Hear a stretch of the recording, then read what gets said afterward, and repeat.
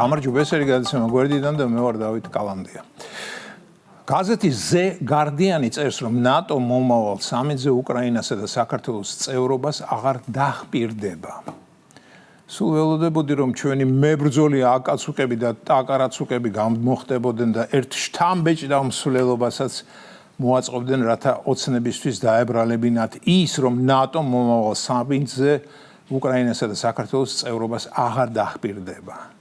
აბა რა განა ვისი ბრალია ეს? რასაკვირველი ოცნებების და პირადად ბიზინა ივანიშვილის. თანაც ხომ ხედავთ ივანიშვილმა რა იჩალიჩა, რომ არა მხოლოდ საქართველოს, არამედ უკრაინასაც აღარ დახპირდებოდნენ წევრობას. ბეჯითად ასრულებს ივანიშვილი პუტინის დავალებას ხუთიანზე პლუსით. ისე რა საინტერესოა, რომ იმას კი არ ამბობენ აღარ მიიღებენო, არა, აღარ დახპირდებიანო. კარგი ხუმრობა იქით იყოს და გასაგებია, რომ საქართველოს არ გაამართლა ნატოს იმედები და არ მიიღო მონაწილეობა საღვთო საქმეში, რუსეთის დაშლაში. ალბათ ზოგიერთ ნატოელს რომ ხითხოს, სწორედ რომ საქართველოს ომში ჩართულობა იქნებოდა ჩალის ის ღერი, რომელიც აკლემს, ანუ ამ შემთხვევაში რუსეთს გადაუმტვრევდა ხერხემალს. მაგრამ საქართველოს არ იტვირთა ეს მისია და ამიტომაც ამოიწურა ნატოს დაპირებები მის რიგებში ჩვენი ლამაზი ქვეყნის გაწევრიანებაზე. მაგრამ ნატოს დაავიწყდა ერთი რამ, მის რიგებში გაწევრიანება დევს ჩვენს მთავარ კანონში, კონსტიტუციაში და ყველა არსებული და არ არსებული გზით მაინც შევეცდებით ნატოს გინდ წინიდან მოვლით, გინდ უკნიდან და გინდ გვერდიდან, რომ დაპირებები კვლავ აღვადგინოთ. ასე რომ ნატო გველოდე მოვდივართ. ეს რაც შეეხება საქართველოს, მაგრამ უკრაინას რაღაც ერჩიან. უკრაინამ ხომ შეასრულა ყველა პირობა, მას რატომ აღარ დახპირდებიან?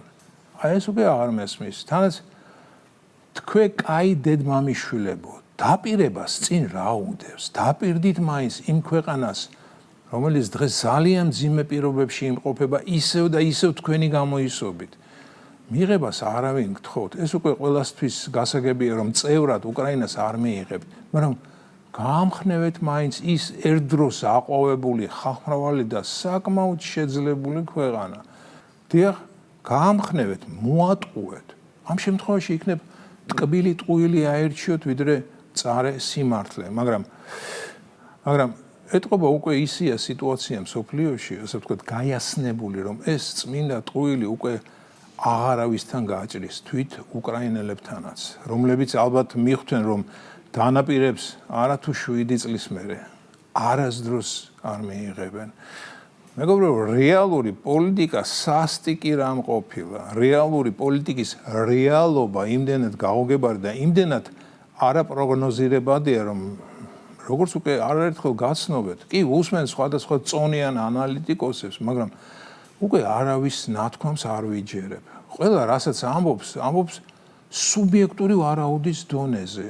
ამიტომაც ჩემთვის ამ ბოლო დროს ანალიტიკოსების მონაყოლი უფრო ლიტერატურასთანაა გაიგებებული, ვიდრე ჭეშმარიტებასთან. და როდესაც რომელიმე ანალიტიკოსის პროგნოზი ახდება ხოლმე, ეს უფრო შემთხვევითობაა, ვიდრე შორს მჭვრეტელობა. თავგვარდი ასეთ შემთხვევაში იმ ანალიტიკოს ისე უხარია, რომ აშკარად თვითონაც გაკვირვებულია იმით მისი სიტყვა რომ ახდა. იმდენი კითხვა მიგროვდება ხოლმე არსებულ სიტუაციასთან დაკავშირებით, რომ რომელი ერთი დავსვა, არ ვიცი, მაგრამ როდესაც ვლაგდები და დავაწყობ ხოლმე კითხვების რიგითობას, მე აღმოჩნდება, რომ მოპასუხე ბუნებაში არ არსებობს. ანდა უпростоრად შეიძლება არსებობს, მაგრამ ჩემთვის ის მიუწვდომელია. ახლო აღმოსავლეთის ომთან დაკავშირებით ისრაელ-სპარსეთის ომს გულისხმობ. იმდენი ვერსია მოვისმინე და იმდენმა ჩემთვის საკმაოდ პატივისცემა ადამიანმა თავისი ურთიერთგამორიცხავი აზრი გამოთქვა, რომ დღეს გაცილებით ნაკლებად ვიცი თუ ვინაა მართალი და ვინ მტყუანი, ვიდრე იმ ომის დაწყების პირველ დღეებში. და როდესაც ვხედავ და ვისმენ თუ რა უბედურება ხდება ჩვენ გარშემო, მეგობრებო, როგორ უნდა ვიყო მადლიერი მათი, ვინც ასეთი ამბავი აგვარიდა. იქით ამ ხრიდან კი გესლიანი შენიშვნები მესმის, რომ საქართველოს ომში ჩათრევის ისტორია თითიდანაა გამოწოვილი. და ისევ წმუნდები, რომ ის ურწმუნო თომები ან ბრიყვები არიან, ან ორმაგად ბრიყვები, ან და წრეები, ვისაც ქვეყნის დაანგრევა და უბედურება აქვთ დავალებული. და დამიჯერეთ, ამას ახლა სიტყვა კაზმულობისთვის არ ვამბობ. ეს იყო გადაცემა გვერდიდან და მე ვარ დავით გალანდია.